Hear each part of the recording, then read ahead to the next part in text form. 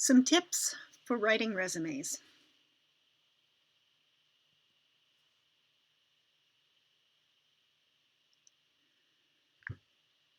Only apply for jobs you're qualified for. This might sound obvious, but it's easy to upload a resume to a job site. But if you aren't remotely qualified, it's simply a waste of everyone's time, including your own. So ideally, you want to understand the position that you're applying for so that you know if you have the qualifications you need to do that job. Now, it's not just about knowing the qualifications, but how do you show those qualifications? Sometimes it's easy because they might have been an integral part of your past job or an integral part of your education or your volunteer work or what have you. Sometimes they might be less obvious. In class, we spoke a bit about the kinds of jobs that, like a barista, where you have these skills that you're using, people skills, you're interacting with the public. Perhaps there's a large component of teamwork because you have to be able to work in teams, or maybe you're in a leadership role in that position. So these kinds of skills might not be as quickly obvious in a job like a barista, but they're there. And so if you are not sure if you're qualified, think about all the jobs that you've been and the kinds of skills that you learned in those jobs. And now how can you present that? So what key words can you attach to those jobs? Because you're going to have to not only get past an ATS and a recruiter, but then you have to get as far as the resume.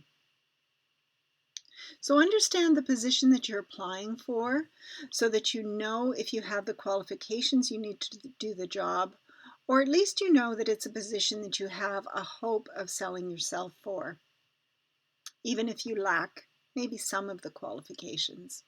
Have a clear enough understanding of the position you're applying for so that you'd be reasonably confident you'd be successful should you be hired. Think of the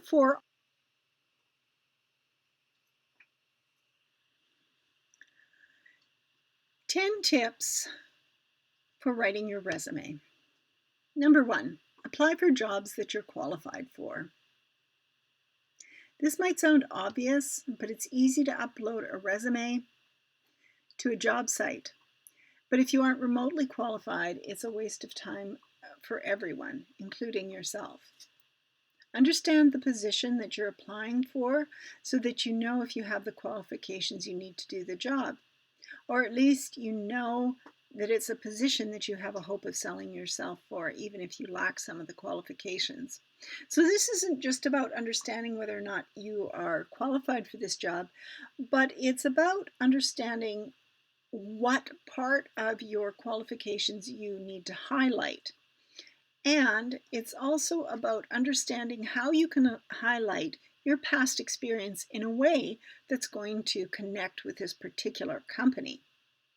So have a clear enough understanding of the position you're applying for so that you'd be reasonably confident you'd be successful should you actually be hired. Think of the 4 audiences that we spoke about last class. You have the ATS, the screeners, the recruiters, the hiring manager, and I'll add a 5th audience here because eventually you'll also be engaging with your interviewers. Your resume needs to break through the company's ATS system and or a screener. So the screener is generally a lower level employee or intern who is simply looking for keywords. So they're not looking at the nuances of your resume. So does your resume pass the keyword test? So again, if you understand the position, you can look back on your past employment and see how you are a fit.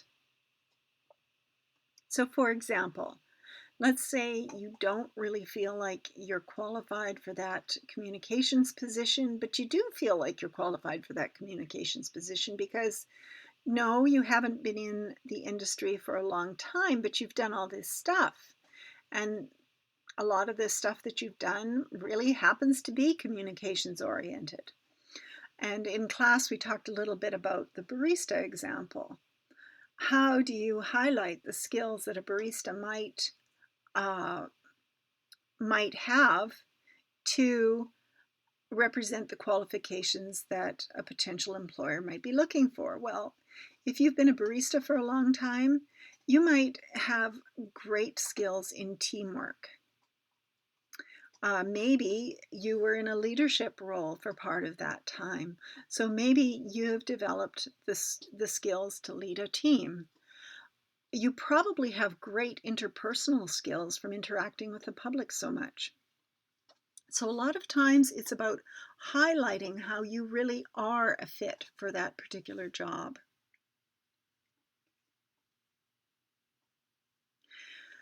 So pay attention to the job description as it's posted. There may be keywords within that description or on a company website that will ensure your resume makes it past the ATS and the screener. If your resume doesn't scan well, screeners will assume your resume should just be quickly weeded out, and that's probably their default. They might be starting with a couple of hundred resumes and they just want to get the numbers down. So it's easy to weed things out based on keywords. After your resume passes the scan test, the recruiter will be looking to see if you meet the basic qualifications outlined for the role, such as education, years of experience, skills, all those things that you're hoping to impress your future employer with. This is the reason you should only apply for the jobs you're qualified for. If you're going to fail the qualifications test, if you haven't figured out a way to make your qualifications stand out for that particular job, then you're almost certainly just going to land in the rejection pile. So know when you have equivalencies. So sometimes you might have something that isn't quite what the job is looking for, but it's as good as that qualification. And know how you can present that so you can still get past the ATS and the screener.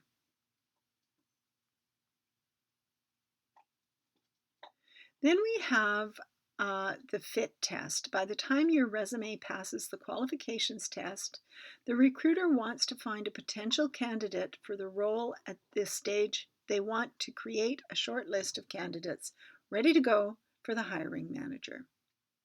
They want to know that everyone on the short list is a potential good fit. This is where you'll look more closely at how you communicate your professional experience and the overall level of professionalism that you convey. So remember, they're still just looking at your resume here. If you've made it this far, though, you may get an interview or at least a phone screening. And if you don't get that interview or that phone screening, it doesn't hurt to make a follow-up call. You should never be demanding if you do this, but that personalization, them seeing that you're a human, can be really effective. So keep that in mind. All right, number 2, use consistent language that reflects your job target descriptions. So to understand your audience, you will need to do some research, and you'll need to document the companies you would like to work for, the roles that you think you're qualified for, and the roles or positions that you're interested in getting. So go through job postings to get a sense of what's out there and what employers are looking for. Have a system to list them and organize them so that you can refer back to them. You can do an informal textual analysis to help you learn more about the market. You know how to find keywords and themes that are similar within the job postings you're looking at. So step 1, note down both the companies you're interested in working for and the titles of the specific roles that you're qualified for and interested in applying for. Once you've done that, visit the careers page of those companies and see what kind of openings they have. Note any roles you're interested in along with the URL of each job posting. There are a couple of ways you can do this. You can go to the companies you're interested in, their websites, but you can also broaden the number of companies you're interested in by searching your target job title and similar job titles on job sites and by receiving job alerts. LinkedIn has a good job alert system that you can sign up for, and there are many, many others that I'm sure you're probably already aware of. So these can then broaden the number of companies that you're aware of so that you can add to this list, and so that you can do targeted job searches by checking their career openings regularly. So figure out a way to record this so that you have it in a place that you can find. Maybe you can use a spreadsheet or maybe a bookmarking system. The careers page for the companies you're interested in. This will help you decide what to highlight throughout your resume and demonstrate your suitability for the role. Taking note of keywords and themes will put you in the mindset of tailoring your resume to the market rather than randomly listing your accomplishments and hoping you catch the recruiter's attention. This collection of potential employers is your audience. We talk about audience. You want to direct your message to your audience. These companies are telling you what they're looking for, and they're telling you in the language that they use in their job postings, so don't ignore that. Here's a series of questions that you can ask yourself when you're trying to figure out what you should include in your resume. I took this list from a book called How to Write the Perfect Resume by Dan Clay, so in case you want to look at that book and get more tips. Anyway, this is also good for preparing for your interview. So this is just a thinking exercise more than anything else. If you had 30 seconds in an elevator with the CEO of the company you're applying to, what would you tell them to convince them you're the best person for the job? Yeah, the old elevator speech. This can be useful when if you've done this, articulating your thoughts about why you're the best person for the job. This exercise can be useful for when you go to create your resume, but also when you're going to create various profiles like your LinkedIn profile. What are 3 things you're most proud of? Which skills would your current and former co-workers say you're exceptionally good at? What kinds of awards and recognition have you received? When have you gone above expectations to accomplish something great? If you were packaged as an action figure and put on a shelf in a job candidate store, how would you position yourself to stand out from the other action figures and make the recruiter want to buy you? It's kind of a weird one, but it makes sense. How do you stand out? What makes you, you? Picture a former manager on the phone with a recruiter giving you a positive reference that what reasons would they give for why you'd be a good fit for the role? Yeah, so put yourself in someone else's shoes.